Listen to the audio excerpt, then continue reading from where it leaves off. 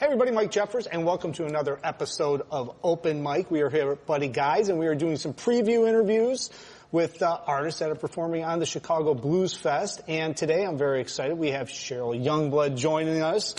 You have a great bio on your website, but also at the bottom of it, it says you want to leave people, and I'm going to paraphrase this, but it's something like, you want to touch everyone, as many as possible through your music, right? And leave them in a better place after they see you perform, even if it's only for an hour, which it would be on the Blues Fest. Is that something when you were coming up, is that something that was ingrained in you by your parents or by people that raised you as you were coming up? Because it's such a great saying. It's such a great kind of mission statement for you. And I haven't seen that on a lot of artists' websites, but I'm pretty sure that a lot of them really want that to happen. But I'm glad you said that on your site. So talk a little bit about that saying. My background stems from gospel. I was brought up in the church.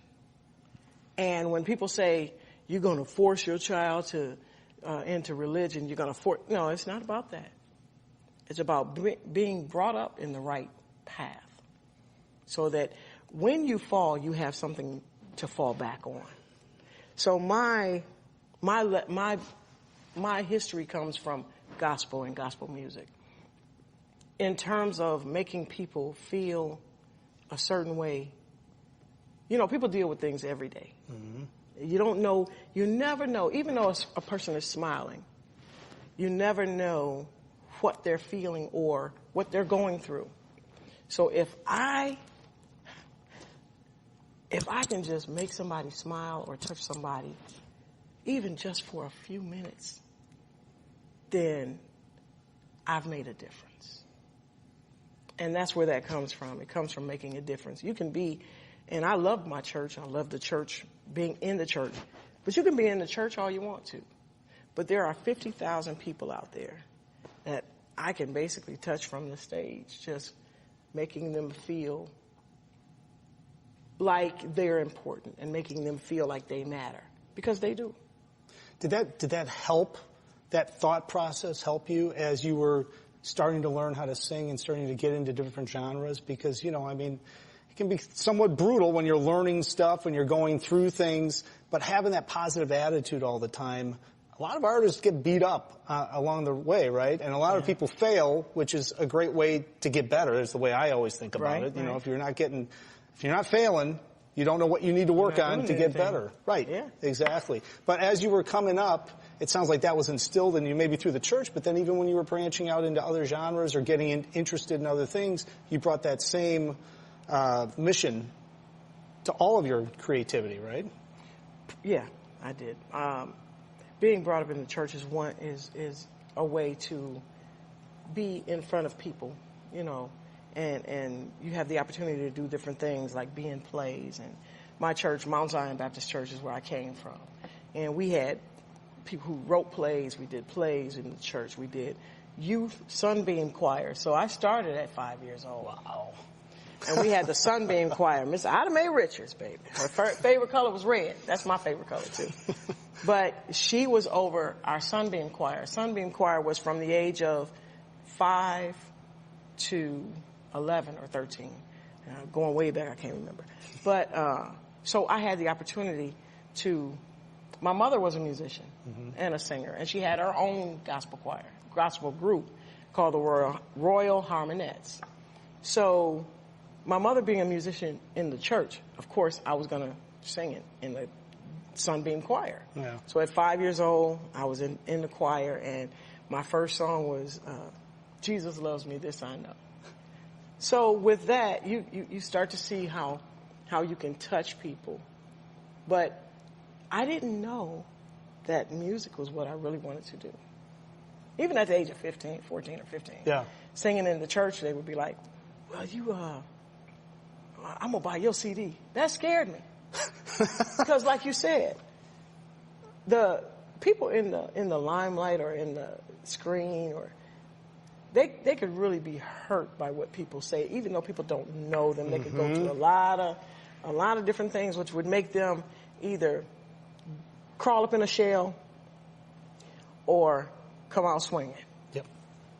So with music, you can come out swinging. And with music, you can still help someone along the way. So as far as being in the church, yeah, that's where it was instilled. I would have to say that. Yeah. That is where it was instilled. All of this was really instilled in the church. All right, so you're in the church, you're coming up, you're singing, and you're not sure if you're going to play professionally or not. I mean, you're 15, right? Everybody might want to, might not, but you're in that, you're obviously performing a lot, learning the craft, probably influenced by a lot of different people at that point.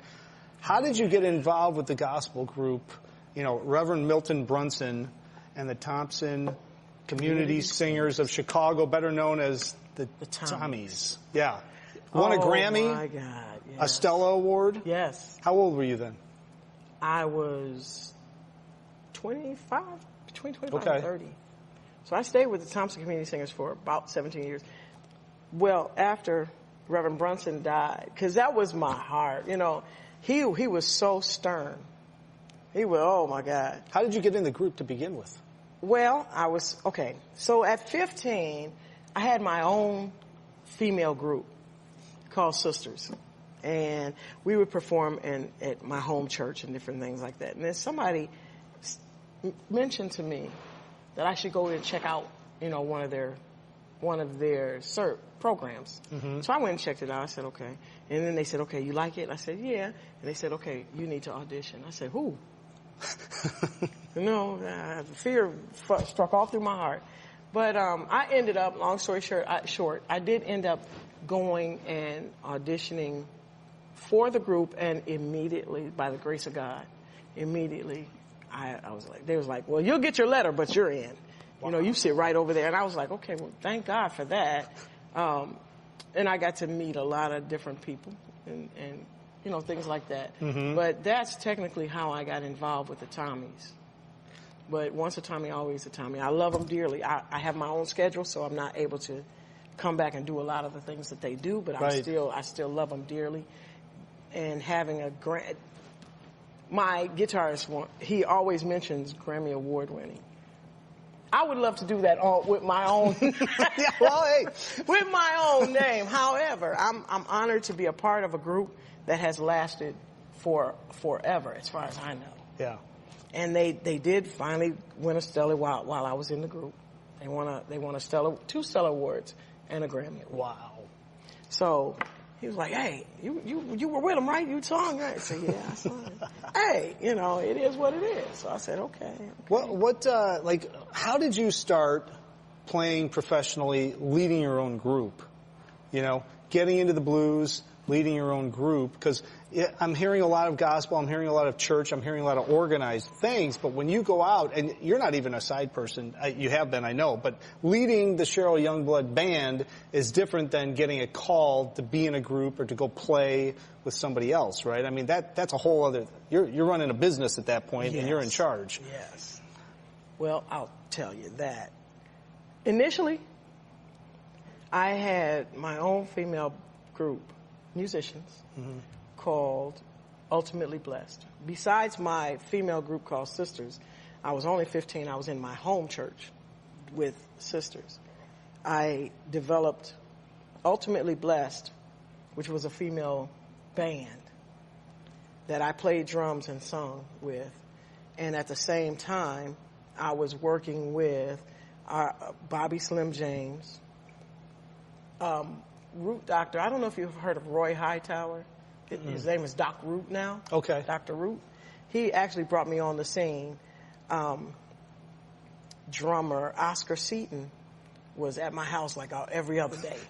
Bad drummer. He plays for everybody now. Mm-hmm. Lionel Richie, George Benson, you name it. He plays with everybody. So he was at my house one day and he said, well, I want to go to California. So he went to California. He said, but in the meantime, I need you to cover my gigs this was a blues artist. So your question was, how did I get into doing the blues? So Root Doctor brought me on as his drummer because I was covering for Oscar Seaton. Mm-hmm. So after that, I played with Root Doctor I have a gig with him in July. Oh, yeah.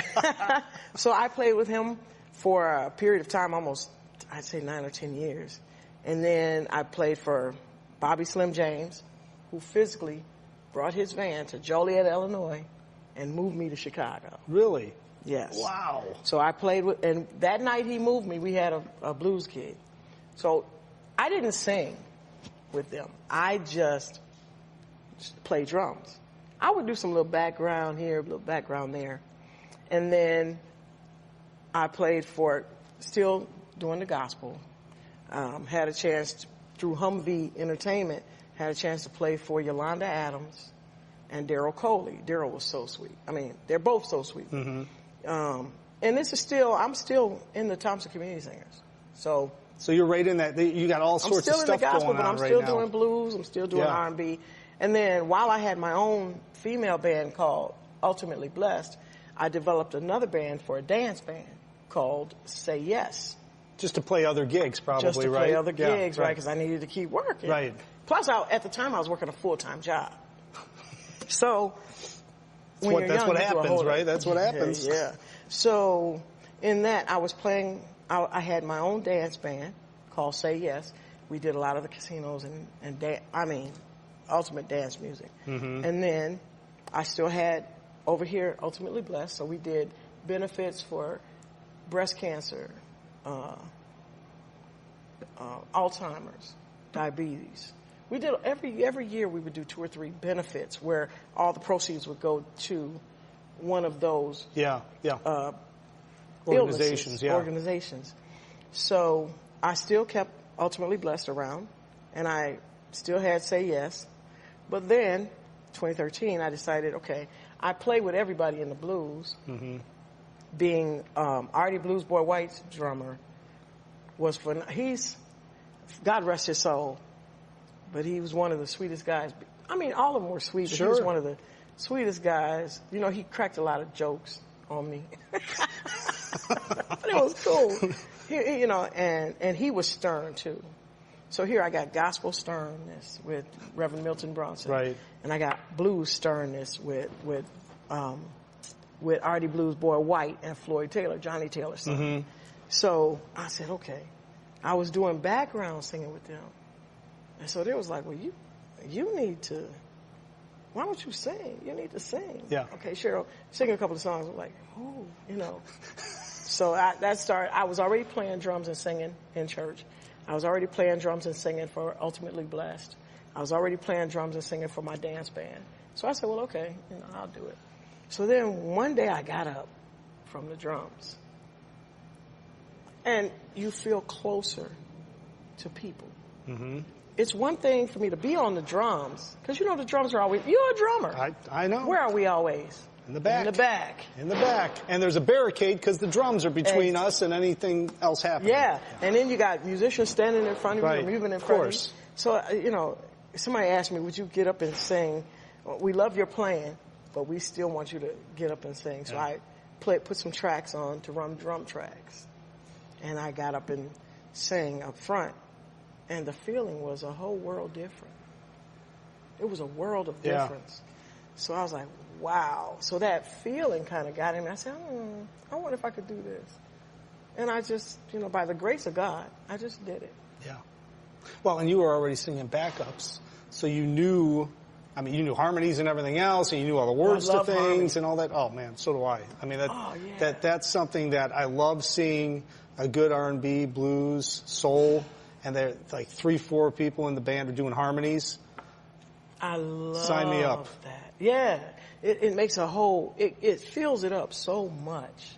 So much. I've done so many songs by myself with no background, because let's keep it real. Right. A lot of our bands, we don't get paid enough to have background singers. Right.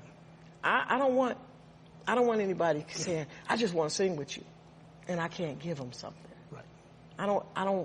I'd rather say, I would love to, and I know you want to do it for free, but if I can't pay you, I'd rather, just not do it. Because I don't want, on the back end of it, I don't want nobody going saying, well, I did this for her. Because that eventually happens. Unfortunately, it happens. Right. So I wish that a lot of the venues would pay more, but I understand, especially since COVID, everybody's going through something. It's economics. Everybody's going through something. Yeah. It's economics.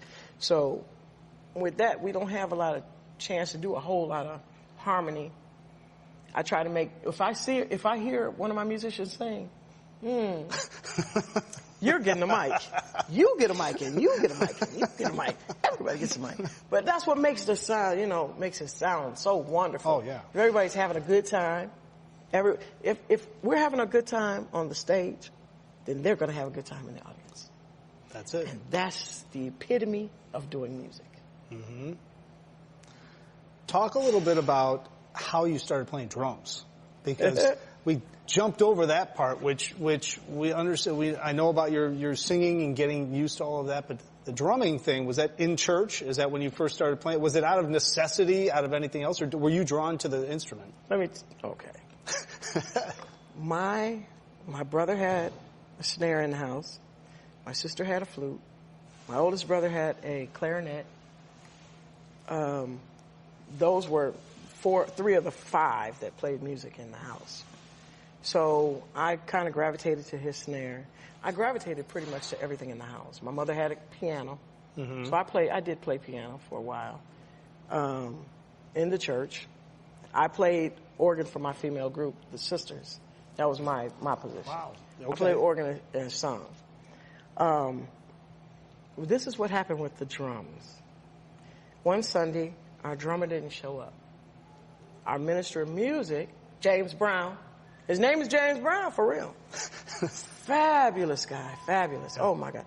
My home church was the beast. Mount Zion Baptist Church was the beast, I tell you. That's a famous one. I mean, that's a really well-known one. Reverend Isaac Singleton Sr. was the pastor. Dr. Reverend Isaac Singleton Sr. Anyway, my drummer didn't show up, and I was actually playing around on keys. And he said, I need a drummer. He said, can you keep up? You think you can keep up? I said, I can try. And I've been playing ever since. Really? That's it? And when you started doing it, coordination-wise and stuff, started coming to you naturally? Yeah, for some reason it was easy. It just happened. So I just kept up with it. I tried to do some lessons and all that kind of stuff too. Yeah. But I just kept up with it. The church just opened doors. And that's why I say when we talk about religion and people forcing people, you don't force nobody. You lead them in the path that they need to go. And the church just opened up so many doors for me as far as playing different instruments. My father was a deacon. My mother was a deaconess. So she would be in the kitchen. My father would be in the after church, would have to stay and count money or whatever. So I had to stay at church and wait. So I would get on every instrument. Every instrument in the church, I would be on it. So I'd play piano. I would play the drums. I had time because I had to wait for hours before we would go back home. So that's where the drumming came from. It came from church. Yeah. Talk a little bit about your compositions, because you write original tunes and you write music. Now that we know all this background on you as far as all the different instruments and stuff, I always find, and I'm always curious when I'm talking to musicians who also compose and write music and write lyrics. To me, the writing of the lyrics part, if you can play, you can probably hear a melody, and then you can harmonize stuff. You get little ideas here and there. It's a matter of, it's a whole process on how you collect it and put it down and organize it. But that lyrical thing is just another beast to try to make it make sense so that you're telling the audience the story you really want to tell them. And it's not easy through lyrics. How do you go about the process, or how did you start writing lyrics? I mean, that to me is just the hardest part of composing a lot of times. And now you're going to tell me it's the easiest part, right? So I got No, it's. I won't ever say it's easy, because you have to have some type of feeling. I've heard this saying, you don't know. Well, let's do this. When you write a song, it's like ideas just come to your mind. Or, I'll do this. I'll tell you, when we're at Blue Chicago, sometimes people will walk by and say, Sheryl, such. And I'll be like, okay, that's a song. You better watch yourself. So my band is so cool that I'll say, okay, let's do something, y'all. Give me a shuffle in C, or give me a lump in A, or give me a something in G, and they'll just start playing it. So I'll just start making up stuff. And that's where it comes from, really. And then you have these thoughts. Sometimes it keeps you up at night. That's why I feel bad when they say Michael Jackson was on drugs or something like that, yeah. because he would always talk about, and this is real, he would always talk about the music never stops. Mm-hmm. And he just wants to sleep get an 8-hour sleep. That's all he wanted. Mm-hmm. And I'm here to tell you, I have to keep the TV on at night to sleep because the music doesn't stop. Mm-hmm. If music is on the TV, I have to stop and turn it off because it'll wake me right up. So when you start thinking about songs, and I think about what Michael Jackson used to say, if I don't do this song, he gonna give it to Prince. That's no joke. You start thinking like that. I got to get up now and I got to do it. But here's the dilemma. You write your lyrics and you might have an idea. That's what they call it in the vault. So you start with an idea. Then you get another idea. So you still got this idea. It's not really complete. And you got another idea. Oh my God. Then you get another idea. So you got all these ideas and you got to sit with one or two of them and finish the idea to make a song. Because that idea will come to you and it'll be kicking like, oh my God. But you got to finish it. Then before you can finish it, you got another idea of a lyrics. Or a lyrics or a rhythm in your head. You know, you're a drummer. Yep. So you can start with, first you might want to do a 3, and you go to a 6, you go to a 4, mess everything up. You know, just doing different things. So that's where the writing comes from, and then you just really have to sit and take time to finish your writing. That's something, when I interviewed John Primer, I've interviewed him a couple times, but John brought that up because he's still writing, you know, and I mean, all the stuff he's done, he's still writing, but he brought that point up that you have to finish it. You have to sit and you have to finish it. Even if it's not that same day, you got to come back to it and finish it. You can't just leave things scattered around, and that's exactly what you're talking about. You've got to finish it. And you got to keep it on top of your mind so you remember to finish it, and then, because you could end up with 30 different fragments of things, but to your point, you got to finish it. Yeah. I'm going to do some originals for the Blues Fest, too. You know, just to do we're going to do some classics, and we're going to do some originals, because I believe in keeping the music alive of those who paved the way. I can write my own stuff every day, all day long, but I really want to keep the music alive for those who paved the way. Even if it just helps their family to see that somebody cares enough to keep their music alive. I do a lot of Etta James, I do a Coco Taylor, I do some Muddy Waters, a lot of different stuff. So we write our own songs, but we keep our classics alive as well. Yeah. You know, and I don't really think there's nothing wrong with that. I like writing my own songs. I like having a whole CD of my own material. But I like to keep some of the classics alive. I also think it's important because somebody like you, who's played with so many legends and that has been influenced by just hearing so many different genres and so many legends, you know, no matter what genre it is, I think it's interesting as an audience member to sit in the audience and hear, you know, some of those tunes and then some of your originals, because now I understand where your originals came from. I understand the background of you, even if I don't know you. Oh, gee, she's singing Etta James tune. She's singing a Coco Taylor tune. Now she's singing one of her tunes? Wow. Because you can hear it all, right? I mean, yeah. And that's really, I think it's important. Sometimes a lot of musicians miss that, but you're right on point. Thank you. Yeah. We want to, the audience is they are so important. They just don't know. I don't think they realize how important they are. No.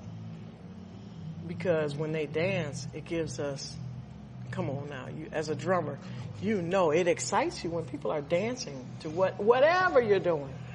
When they're dancing and having a good time, that goes back to making a difference, even if it's just for an hour. Even if it's just for 30 minutes, making a difference in somebody's life for a little bit of time, because everybody's going through something. Yeah. But to write songs for people who are, I used to say this, do weddings, my dance band did weddings. Sure. And I would say, okay, well, if you want a song written just for you two, we can do that too. It's all in for me, it's all in the heart. And what comes from the heart reaches the heart. Yeah.